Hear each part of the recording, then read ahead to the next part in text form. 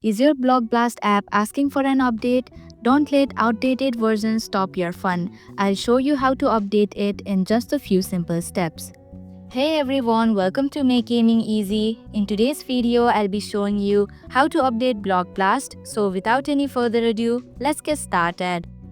First, open the Play Store app. Once inside the Play Store app, tap on the search bar at the top of your screen. Type Block Blast and hit the search button. From the results, locate the Block Blast app. It should be at the top of the list with its familiar colorful puzzle icon. Tap on it to open its details page. On the app page, look for the update button. If you see it, tap on it to start the update process. If it says play instead, you're already on the latest version.